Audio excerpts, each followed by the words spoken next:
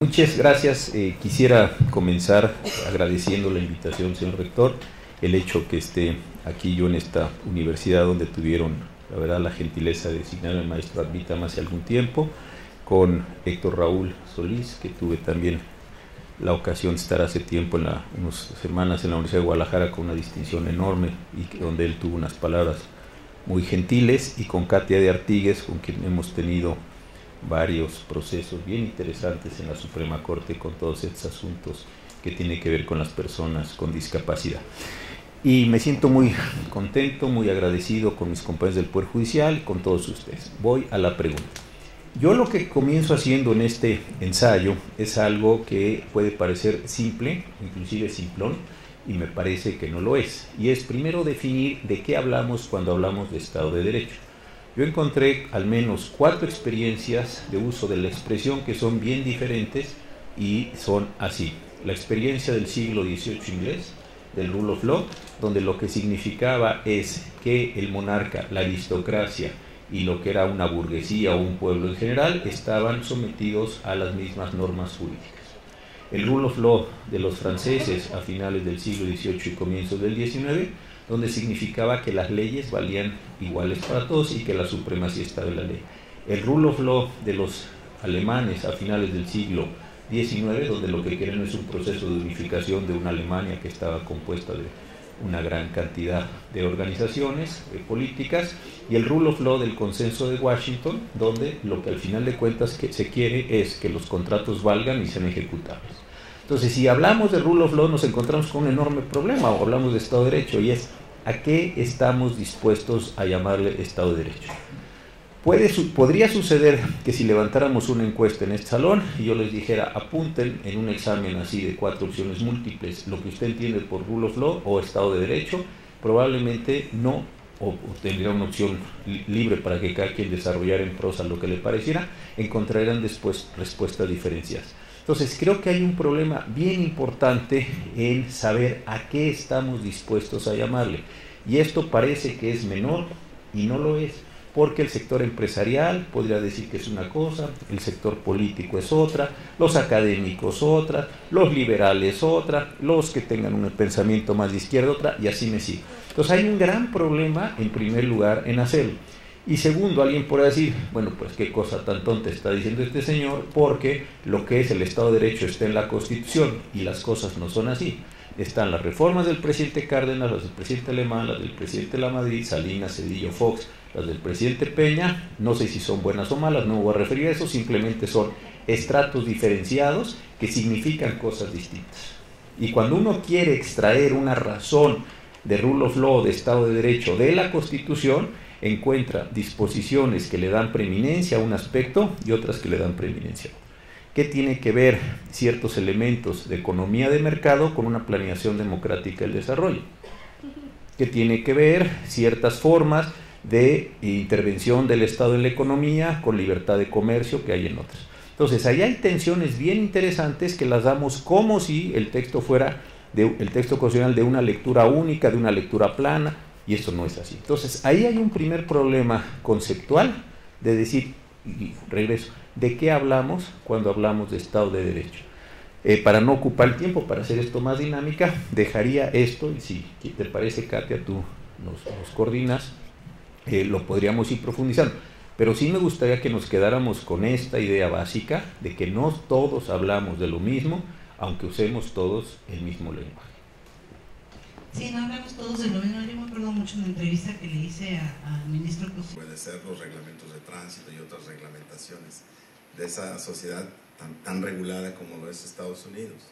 O también constatar que acompañan el comportamiento cotidiano de los ciudadanos. Pero quisiera... Sin embargo, yo creo que podríamos ponernos de acuerdo acerca de qué significa obedecer la ley y qué significa el imperio de la ley. Yo primero diría y considerarla como algo totalmente ajeno a la construcción de la cohesión.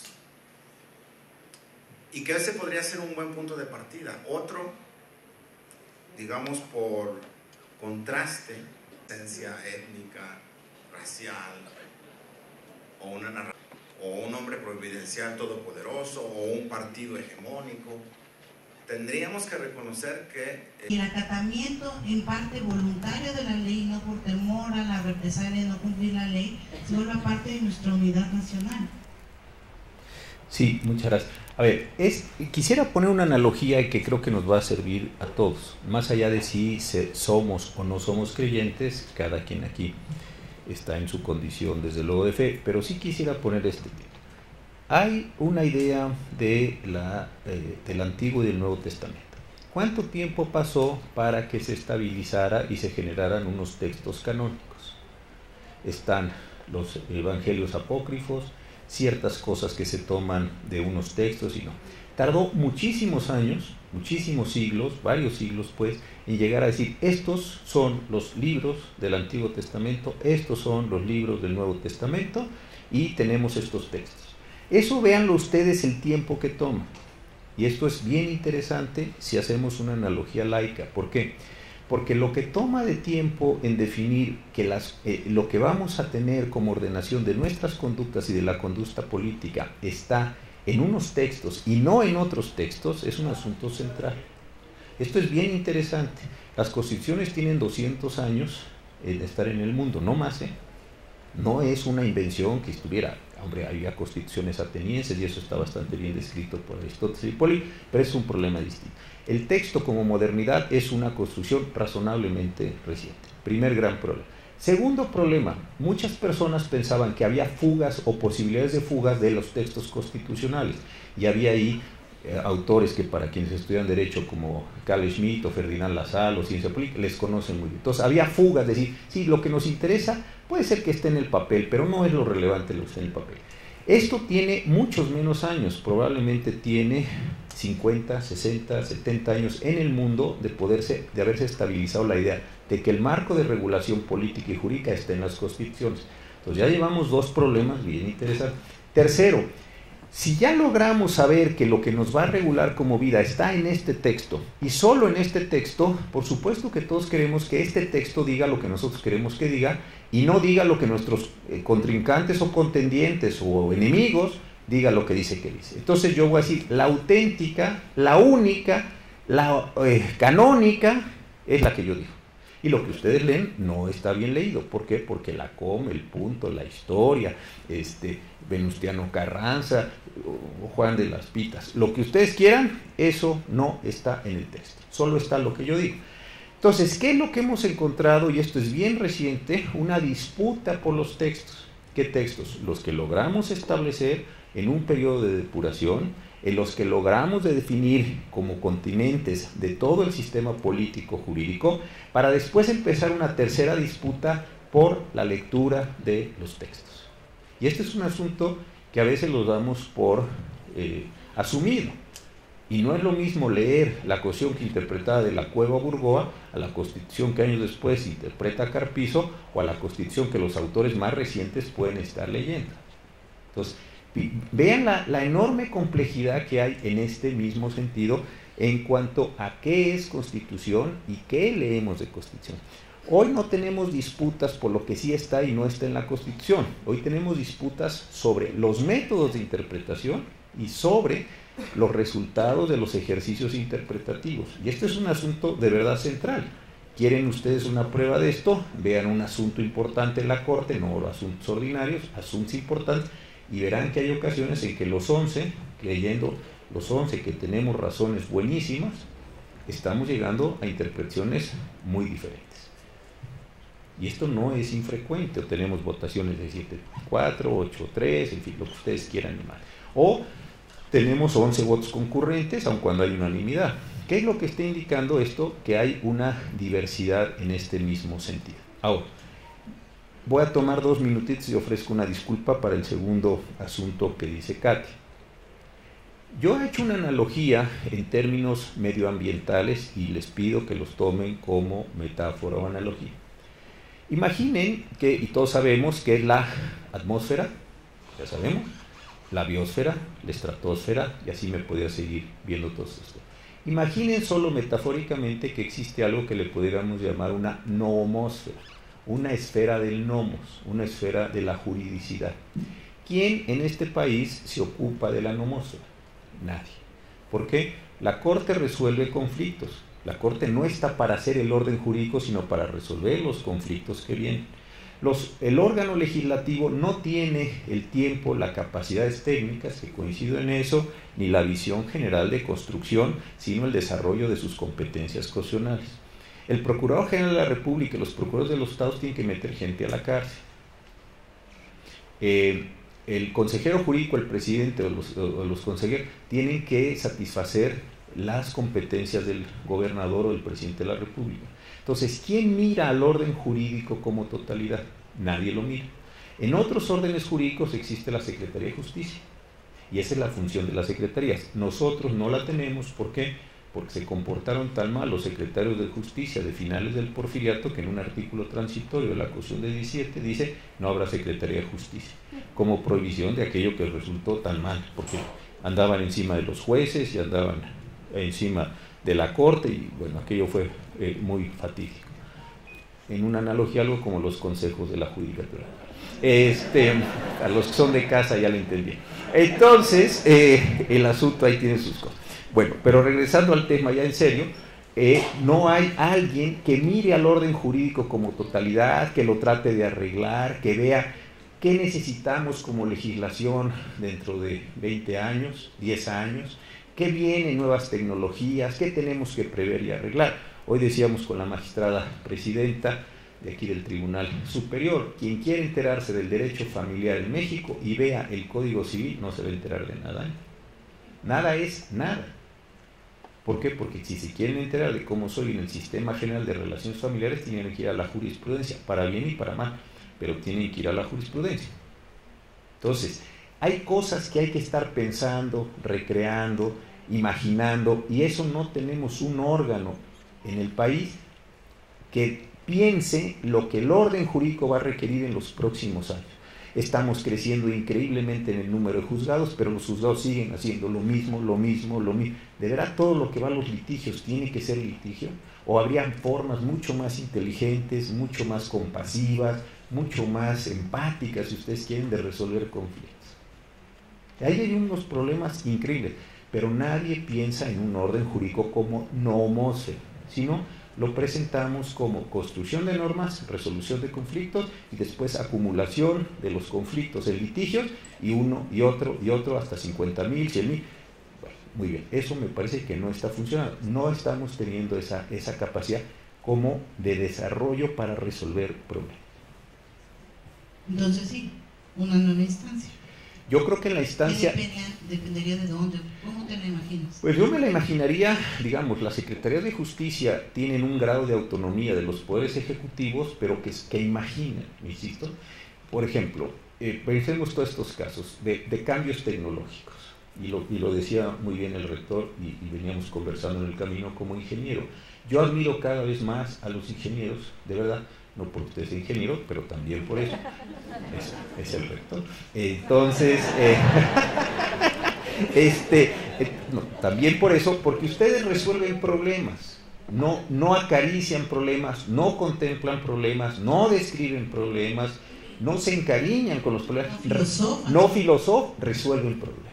Hay un problema, perfecto, hay que tener esto, tiene que tener más salidas que entrar, perfecto. Se resuelve un problema. Eso creo que a la profesión nuestra le está haciendo falta. Tenemos una conflictividad social enorme. Tenemos problemas de diverso tipo, y el derecho en muchas ocasiones se está volviendo causa de problemas y no de solución de problemas. Tenemos que pensar más en términos de ingeniería social. A ver, lo voy a poner así. Hay un conflicto humano. El conflicto humano, para poder tener una solución social, se tiene que volver litigio jurídico. ¿De verdad todos los conflictos humanos se pueden volver litigio? No. Muy bien. Una vez que ese conflicto se hizo litigio, ¿va a resolverse el conflicto por la forma de litigio? Lo platicamos con el maestro Yáñez de varios casos que decían, tampoco.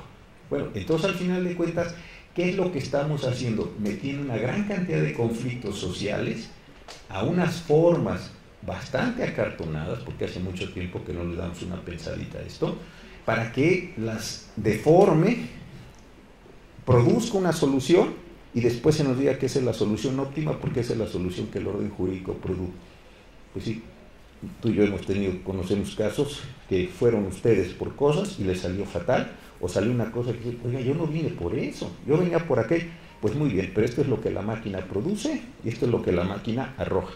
Si le gusta, muy bien, y si no, pues qué pena, porque no hay otra solución. Entonces, ese repensar el derecho, creo que nos hace falta esa instancia que se ocupe, que se preocupe, que encuentre formas diversas. En una sociedad, y tú lo decías, Katia, muy bien, tan desigual, tan lastimada, tan insegura, bueno, una cantidad de problemas, tan enojada y con toda razón, o sea, tantas cosas, y el derecho no está produciendo más que una repetición de lo mismo, y como eso saben muy bien los ingenieros y otras profesiones, haciendo más de lo mismo no se resuelven los problemas, hay que ajustar el mecanismo y repensarlo y producir otro tipo de resultados. Yo eso es lo que pienso. A ver, perdón que insista, José Ramón, pero si tú fueras el presidente de la República y estuviera en ti, y el presidente y además también si fueras el emperador de México y pudieras cambiar lo que quisieras, para no entrar en eso que el legislativo, el judicial,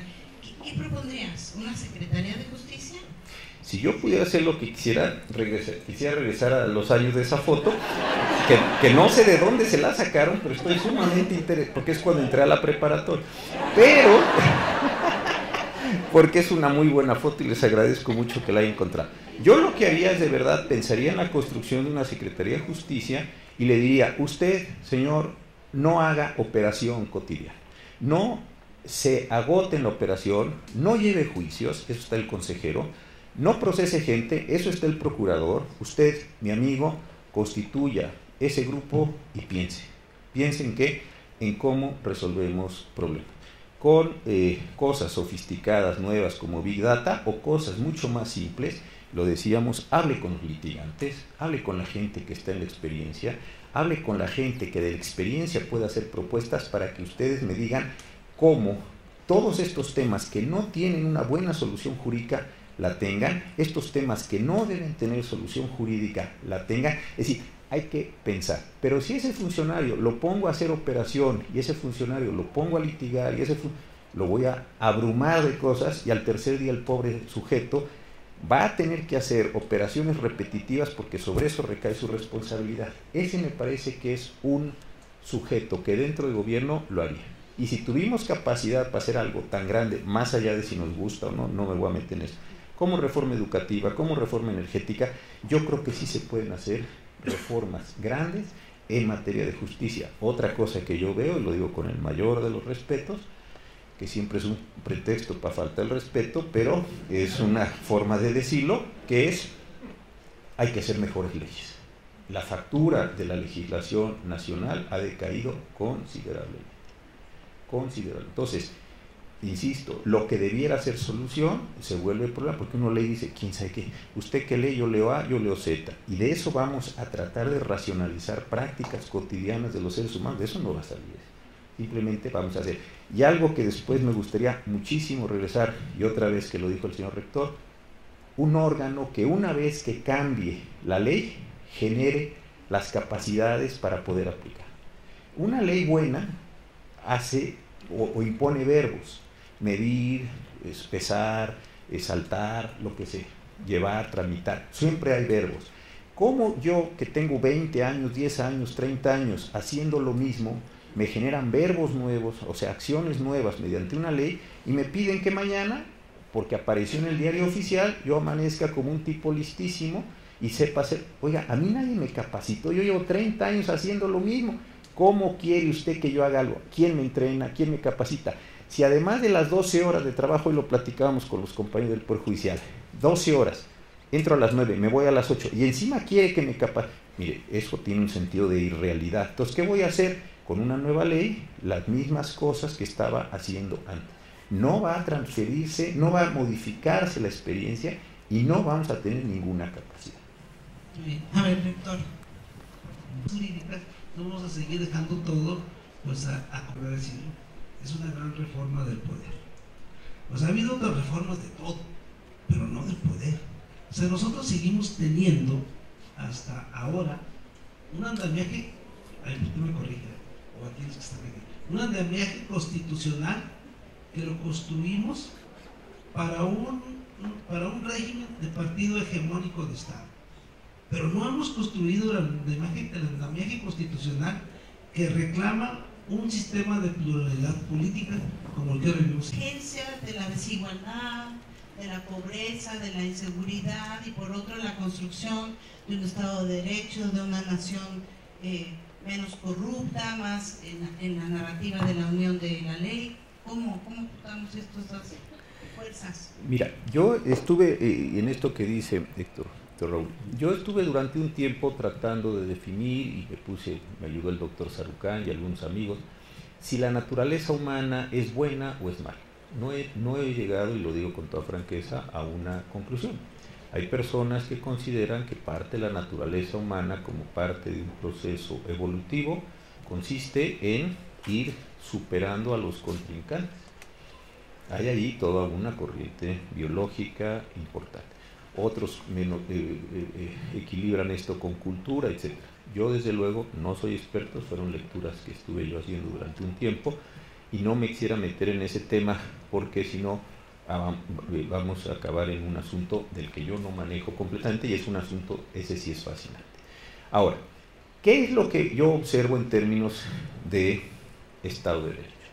Si el Estado de Derecho, ¿qué es lo que nos significa? Vamos a tratar de encontrar aquí entre todos una idea básica. ¿Podríamos todos asumir que comportarse conforme a las normas de un orden jurídico establecido democráticamente, más allá de si ganan quien queremos o no, tiene algo que ver con el tema de Estado de Derecho? Vamos, déjenme ponerlo como una definición inicial y simplemente operativa. Comportarnos conforme a las reglas. Muy bien. ¿Tiene legitimidad democrática el Congreso? Pues nos gustará más, menos, pero legitimidad sí. Fueron a las urnas, fueron elecciones razonablemente limpias, hubo ganadores, perdedores, se buscaron anular decisiones, no se anularon, listo, ahí está. Viene una segunda parte que es una parte puramente operativa, y es, tenemos las normas, en primer lugar, me voy a quedar solo ese nivel, suficientemente claras, suficientemente estructuradas, suficientemente elaboradas para que más o menos tengamos unos referentes de conducta, los ciudadanos de un lado y las autoridades de otro. Mi parecer es que en algunos segmentos sí y en algunos no. Por ejemplo, si nosotros los abogados vemos cuál es la manera como se estructura de manera más general el orden jurídico mexicano, yo creo que es el sistema federal. El sistema federal lo que nos hace es un corte vertical gigantesco, esto es de la federación, esto es de los estados y esto es de los municipios, y empieza a distribuir competencias. Yo creo que de las cosas que más hemos descuidado en los últimos años es el sistema federal. Le hemos estado quitando desde la federación cosas, competencias a los estados, y la federación se ha estado quedando con ellas. Y lo ha hecho de forma sumamente desordenada.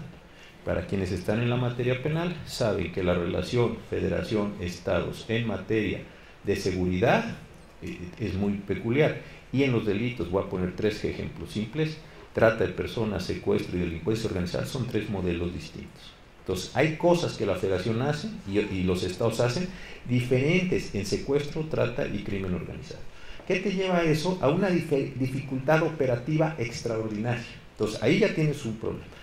Y así podría yo seguir poniendo salud, educación, vivienda, todo lo que tú quieras fragmentar. Entonces, tienes un desorden conceptual muy importante que resulta muy oneroso, muy difícil de poder organizar este sistema. Bueno, y una vez que tienes eso, regreso, y de verdad que me parece un tema a mí, en lo personal, cada vez más importante. Las personas que tienen que hacer lo que tienen que hacer, no lo saben hacer.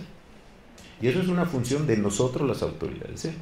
Voy a poner el caso más simple de todos, y todos lo estamos padeciendo, que es el nuevo sistema penal acusatorio. De verdad, con los policías que teníamos antes de junio del 2016 y los policías que hoy tenemos, ¿podemos enfrentar condiciones de delincuencia organizada? La respuesta es no. Yo he llegado a una percepción, voy a decir algo que es horrible, pero así lo pienso, que la policía en este país en general funciona como arrieros.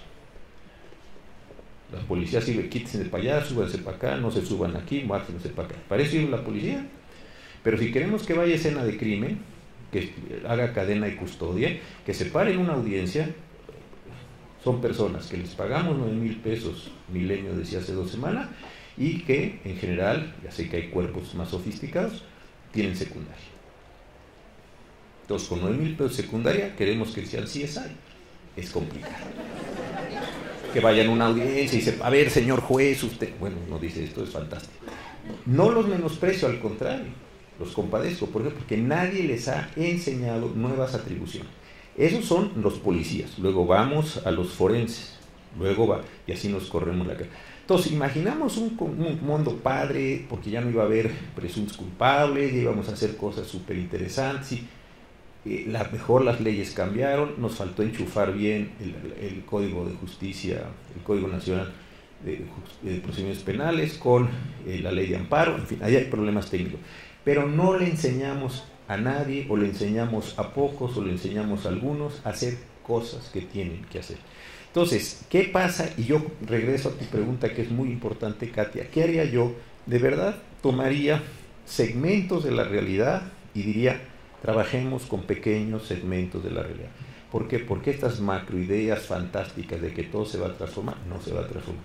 ¿Cuántos policías de aquí, de Saltillo, saben hacer cadenecultura? ¿Cuántos hay? Vamos, voy a decir cifras, no tengo los datos, les pido que en esto sean considerados conmigo. 1,000 personas, perfecto. Hay 1,000 policías municipales, muy bien. ¿Cuántos pueden hacer? ¿Qué es mejor, entrenar a 1,000 o entrenar cuerpos volantes que puedan llegar rápido a escena de crimen? Entonces entreno 10 cuerpos volantes de 3 miembros, esos son 30, rápido, les pongo 2 medios, o entreno a los 1,000. ¿Cuánto tiempo me toma entrenar a los 1,000? Esa es una cuestión práctica, es una cuestión que se tiene que hacer. Pongo el otro caso, y alguna vez me tocó hacer una medición en este sentido. La Procuraduría General de la República tiene 26 especialidades forenses. Muy bien. De 26 especialidades forenses, uno puede decir, pues hay que entrenar un montón de gente para que lo pueda hacer. La Organización Mundial de la Salud, imaginemos que dijera que necesitamos un médico forense por cada 1,000,000 de habitantes. Muy bien, eso significa que debemos tener 130 médicos forenses por todo el país. ¿De dónde sacamos 130 médicos forenses que sean confiables, capaces? ¿Cómo los entrenamos? Si no los entrenamos hoy, para que estén funcionando en un año estos chicos recién ingresados de la universidad, con un salario digno, con posibilidades interesantes, una motivación, vamos a seguir sin tener médicos forenses. Y el problema de médicos forenses se extiende a patólogos forenses, odontólogos forenses, químicos forenses, fotógrafos forenses, etcétera, forenses. Yo creo que ese es el tipo de cosas que uno tendría que decir, a ver, y eso vuelvo a los ingenieros. Si el rector fuera economista, pondría mis ejemplos de economía. Señor rector, es muy importante lo que usted dice. Creo que ahí sí hay una base central de operación del Estado, y es una construcción de competencias. Tenemos un montón de personas desaparecidas en México, tristísimamente. ¿Cuántos registros de personas tenemos? ¿Cuántos son los desaparecidos en México? Tenemos un montón de personas que son desplazados internos. ¿Cuántos son? Nadie sabe. Al día de hoy, nadie sabe. Creo que son 35, no, creo que son 70. Oigan, entre 35 y 70,000 son el 100%. No podemos pensar así. Es el 100%. Punto. El 100% de lo que sea es todo. Entonces, ahí sí me parece que hay una falta de esa capacidad técnica de decir, ¿cuál es el problema? Pues lo enfrentamos, lo resolvemos, producimos gente, déjenme ponerlo así, producir, y empezamos a llenar huecos, empezamos a llegar a instancias. Yo creo que son soluciones prácticas, y después cosas que no tienen, para mi parecer, lo digo con mucho respeto, mucho sentido. Yo el Sistema Nacional Anticorrupción no veo que sea un buen sistema, porque los verbos con los que está construido la ley son verbos que no sirven para eso. Es revisará, recomendará, señalará. Eduquen ustedes adolescentes con esos verbos. Hijo, te recomiendo, hijo, te señalo, hijo, te... A ver, la probabilidad que no salgas, te impulso a, me gustaría, con eso no se va a educar a nada. Entonces, sí hay una parte de realidad que no estamos tomando en cuenta. Yo, como dices tú, medidas concretas es, identifiquemos problemas concretos, soluciones concretas, produzcamos normas razonablemente claras y después entrenemos gente que sepa tener la competencia para que esto empiece a transformar. Pero no veo yo que estemos en esa condición. Yendo a una respuesta muy concreta a tu planteamiento. Quisiera seguir con esto que dice Víctor Raúl. A ver, 2 de julio, yo creo que vamos a tener primero, de aquí al 1 de julio, todavía un periodo bien convulso. Me tocó escribir ahí en el Universal un artículo hace 15 días. Ese día llevábamos 82 personas políticas asesinadas. Creo que ahorita estamos en 91 con el alcalde de Coyuca, Gatier.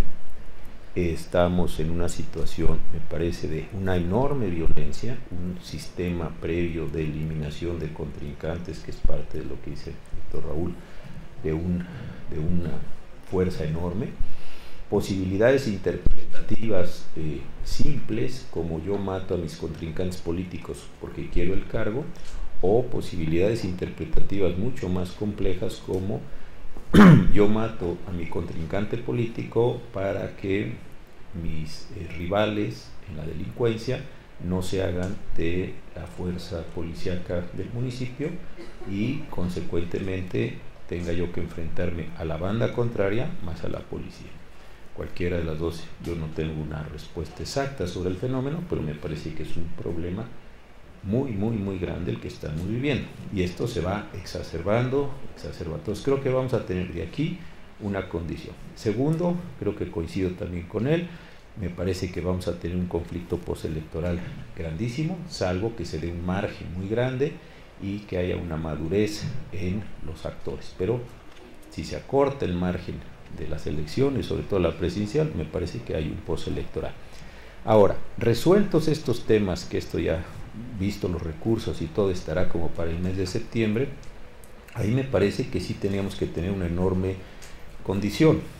Uno, el presidente de la República, el partido mayoritario, yo creo que tienen que utilizar la fuerza o la legitimación que le dé las elecciones para proponer un proceso de transformación.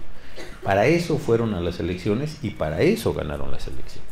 Es decir, yo soy el ganador, pues entiendo que si ustedes todos votaron por mí, o un número de ustedes importante, mayoritario, votó por mí, es porque me están autorizando a que yo haga cierto tipo de cosas de transformación, porque si no, no tendría ningún sentido que ustedes hubieran votado por mí. Entonces ahí sí tengo una legitimación. Y segundo, me parece que debiera venir aquí, en la combinación de legitimación política, un ejercicio importante, y en eso creo que también coincido con Héctor Raúl, en el sentido de transformar las cosas con el conocimiento técnico para que las cosas sean útiles. Otra vez, voy a poner mi ejemplo del federalismo. Si yo lo único que voy a seguir haciendo es acumulando cosas en el artículo 73, fracción 29 de la Constitución, que ya llegó a la Z, ya tuvimos que generar la 31 y la 31 desplazó a la 32, lo cual significa que la fracción Z de 29 hoy tiene de la letra A a la letra Z más otra, y eso ha sido transformación de los últimos pocos años. Esto significa que no estamos entendiendo el sistema federal, sino como la acumulación de cosas más o menos disparatadonas para que vayan saliendo. Leyes generales, leyes de coordinación, leyes, un desastre completo. Y ustedes van a decir, ¿y eso es malo? Es malísimo. ¿Por qué razón es malísimo? Porque genera un desorden brutal. Yo supongo que ustedes creen, y si lo creen, harían bien en creerlo así, que la Suprema Corte es el órgano grandísimo de protección de derechos humanos. El 80% del trabajo de la Corte es resolución de conflictos competenciales. Así de simple. O a lo mejor hasta más.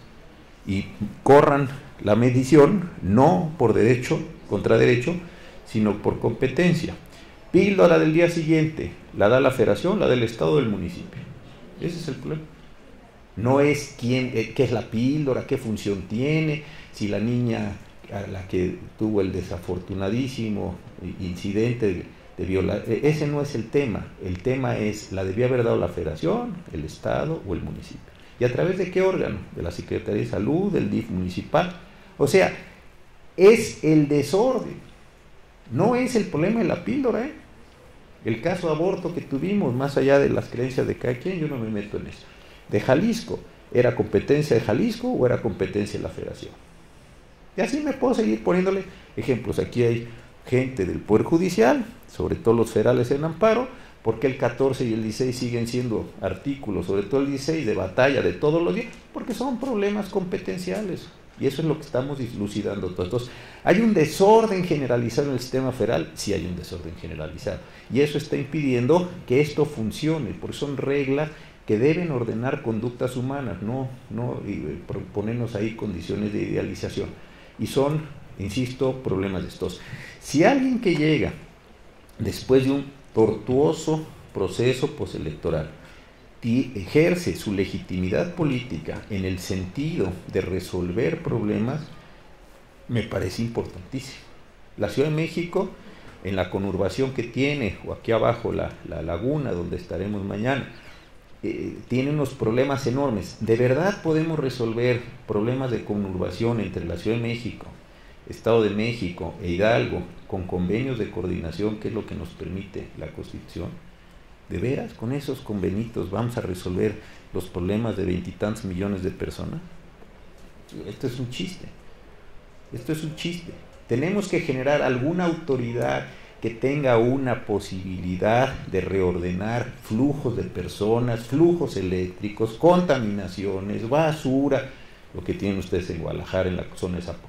De veras con esos convenitos vamos a hacerlo, con esas condiciones de coordinación. Esto no va a resultar. Entonces, ¿qué es lo que me parece que debe tener una persona así?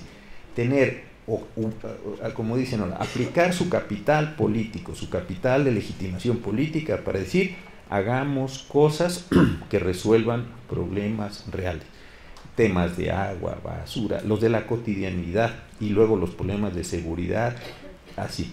¿Parece esto simple? Sí, parece inclusive hasta bobo, pero no, yo no veo otra forma de transformación. Y voy a terminar con un último ejemplo. A mí las cosas que más me preocupa del tiempo presente son las desapariciones, y las desapariciones forzadas. ¿Por qué razón? Porque quien no tiene a una persona a la que quiso en una tumba o en un nicho o en un lugar, y físicamente sabe que está ahí, yo creo que no puede tener ninguna condición de calma, ni de paz, ni de tranquilidad, ni de nada. Eso, lo que está haciendo para quienes viven ese proceso, me parece que es una de las cosas más dolorosas que puede haber, pero eso está lanzando un problema hacia el futuro. Dentro de 5 años, 10 años, vamos a seguir teniendo movimientos sociales y no vamos a tener pacificación social con todas estas personas. Es muy feo, pero hay que poner una definición que diga, desaparecido, dícese de la persona que satisface las siguientes 3, 4, 5 condiciones. ¿Ya? Muy bien. Ahora, con esas reglas, salgamos a buscar, salgamos a contar, salgamos a censar, salgamos a identificar y tratemos de pacificar el asunto. Este es un ejemplo aparentemente simple.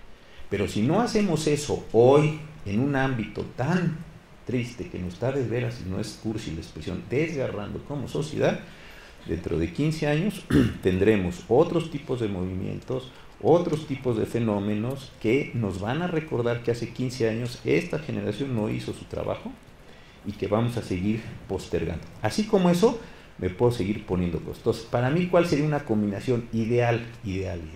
Primera, usar el capital político para la búsqueda de soluciones ordenadas, inteligentes, técnicas, que le den un poco de racionalidad a las condiciones de convivir.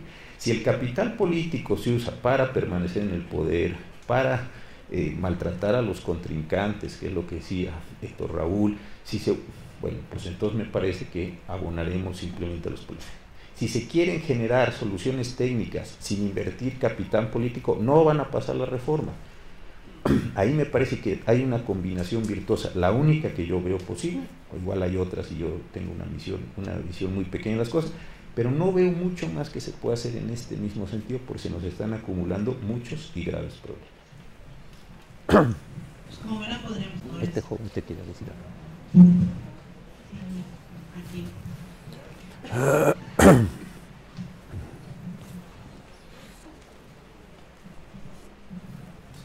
Quisiera hacer una pregunta que a lo mejor obligaría a un ensayo más en el texto, pero que tiene que ver con algo que se ha estado bordeando, que es el secuestro del espacio público por el espacio privado, que tanto nos hace daño y que realmente es el centro del problema de la democracia. Y me refiero propiamente al problema. Le agradezco mucho. Mire, yo creo que son varios niveles de la pregunta. Alguna vez Francisco Bulnes, el gran crítico del porfiriato, le preguntaban si el general Díaz intervenía en los litigios. Y Bulnes dijo una cosa que es muy grosera, lo debo decir de antemano, no es mi pensamiento, pero creo que lleva algo de razón. Y decía Bulnes, a ver, ¿a ustedes creen que el general Díaz se va a meter en los conflictos de los pobres? No. ¿Se va a meter en los conflictos de la clase media, que suelen ser conflictos mercantiles por el pago de cosas? No. ¿Se va a meter en los conflictos de los ricos? En algunos. Entonces usted puede de una vez segmentar que hay distintos niveles de conflicto. Hoy en día los ricos no van a los tribunales, están litigando a nivel privado.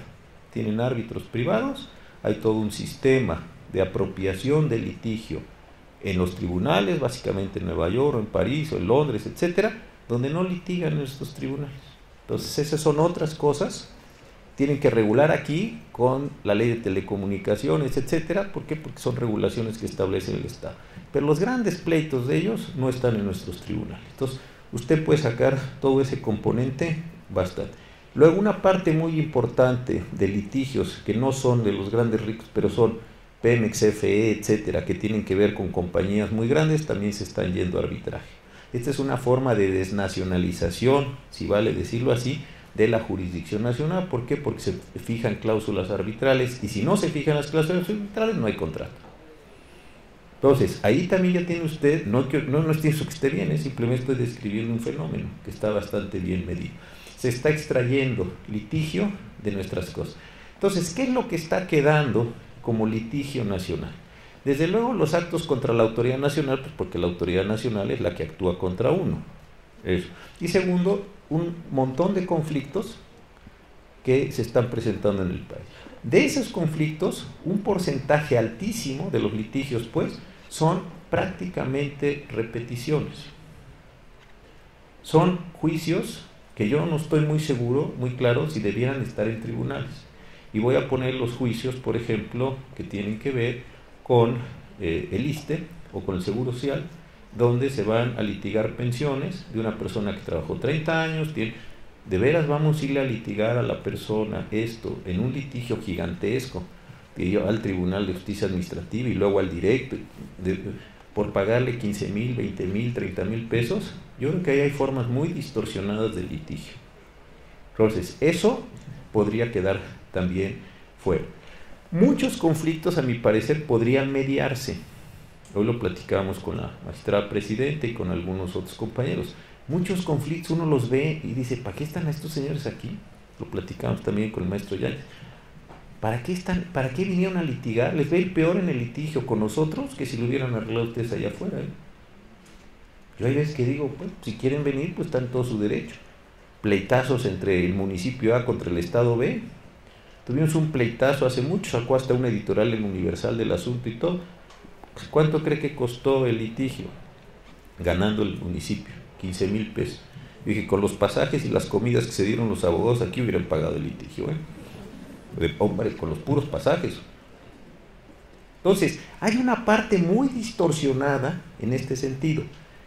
Y creo que más que con una cuestión neoliberal y el sentido de dominación, que usted dice que lo entiendo muy bien, es simplemente la reiteración decimonónica de lo siguiente: en todo conflicto humano tiene que estar presente el Estado. ¿Por qué? Porque el Estado es el monopolio del uso de la fuerza, si quiere con Weber, es la realización del contrato social, es decir, hay una bola de categorías históricas que nos siguen arrastrando. Creo que ahí hay una parte bien importante que se está presentando. En síntesis, creo que el neoliberalismo en sus partes más altas tiene sus propios mecanismos de litigio. Son muy seleccionados, tienen sus propios foros, tienen sus propios árbitros, tienen sus propias cámaras, ellos están en otro mundo. Si usted tiene un problema con Google mañana, no va a litigar aquí en Torreón, o aquí en Saltillo o en Torreón, va a tener que ir a litigar a Palo Alto, porque su contrato con Google o su contrato con la app que traiga dice que tiene que ir allá. Entonces, de verdad usted va a ir yo creo que usted lo que hace es salirse de Facebook, lo que sea, no va a ir a litigar a Palor porque es carísimo. Ellos tienen un abogado de planta y usted tiene que, o sea, son condiciones tan asimétricas que usted no va a litigar. Entonces, ahí hay una parte muy compleja de todo esto. Entonces, en este litigio medio, que es el que nos ocupa a la mayoría de nosotros, a nosotros como jueces, a ustedes como justiciables, etcétera, yo creo que sí tendríamos que repensar las cosas. Y yo lo haría bajo las siguientes condiciones. 1. ¿Qué quiere resolver el derecho? Quiere resolver conflictos. Ojo, conflictos humanos, ¿eh? Todavía no estoy hablando de litigios, conflictos. Yo no me siento contento, yo me siento agraviado, siento que me faltaron al respeto, todas las condiciones que se dan. 2, ¿cómo hago de ese conflicto un litigio? Porque si no lo hago el conflicto litigio, no va a entrar en los tribunales, no va a decir, oiga, esto no es demandable, esto, usted carece de acción, en fin, me van a salir con cualquier cosa. Lo tengo que convertir, mi conflicto, mi dolor, déjeme ponerlo así, en una forma que pueda ser introducida al litigio. Si yo tengo una cosa que es cuadrada y la quiero meter en un tubo que es redondo, no va a entrar. La tengo que deformar hasta que adquiere forma y entonces sí la puedo meter. Si no, no va a entrar, ¿eh? Ya lo metí como litigio. Ya aquello que yo quería ya se hizo litigio. Entonces empecemos a litigar. ¿Cómo litigo? Pues con las formas del litigio.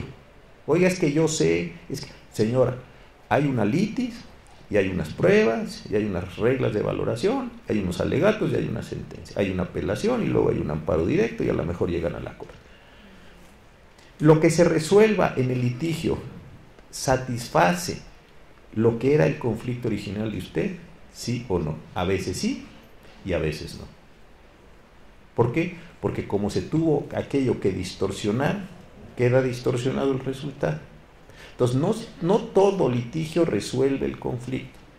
La pregunta es, ¿qué tendríamos que hacer para que el derecho u otro mecanismo captara más conflictos y los litigios resolvieran mejor los conflictos? Yo creo que ahí hay claves importantes. Pero para eso, como dicen, hay que salirse y hay que empezar a pensar fuera de la caja, porque pensando dentro de la caja, lo que vamos a empezar a pensar es cuáles son las condiciones de acceso. Tenemos que poner costas. Sería bueno, sí, pero vamos a seguir pensando dentro de la caja. Ahí vamos a estar como hámsters en las cajitas esas que les ponen, ¿no? Ahí vamos a estar raca que raca en la cajita del hámster. Pero no vamos a bajarnos de la ruedita del hámster, ¿eh? Habría que echarse, decir, a ver, pero ¿qué es lo que queremos en el fondo? Y ahí hay ejemplos históricos importantísimos. El derecho medieval inglés, donde había acciones, la gente tenía otros conflictos. Hay muchas veces que en la historia se ha atorado el litigio porque ya no dice más que lo que puede decir en sí mismo. Y vienen grandes transformaciones judiciales que dicen, hey, vamos a inventar otra cosa. Como los conflictos de common law y de equity en el common law inglés, ahí hace muchos siglos. Entonces, se tiene que inventar formas distintas para tomar conflictos humanos, insisto, algunos resolverlos fuera del litigio, lo más que se puedan, otros llevarlos al litigio, pero mejor modulados, y otro encontrar las formas. Hay algunas soluciones como las reparaciones ahora que empiezan a aparecer, formas distintas de satisfacer el dolor o la angustia o el agravio, lo que usted quiera, pero todo eso sí me parece que es pensable. Mientras sigamos raca sobre lo mismo, no va a suceder. Y sí veo que hay un problema de desnacionalización de muchos litigios en este sentido. ¿Cuándo han visto asuntos de buques ustedes aquí en México? ¿Cuántos asuntos de reaseguradoras de esas grandotas hemos visto en México? No hay. ¿Por qué? Porque eso se está resolviendo en otros foros, con otras reglas, con otras categorías. No sé si buenas o malas, tengo la impresión que malas, normalmente para los intereses de los estados nacionales que contratan con las empresas privadas, pero eso está allá. Los asuntos bancarios, los problemas de emisiones, eso está en otro lugar, eso ni siquiera nos pasa aquí por el radar. Entonces hay otras, creo que los problemas, partiendo de lo que usted dice, son otras formas distintas de lo que se está dando. Gracias. Pues muchas gracias a todos y a todas por estar aquí hoy. Compren el libro.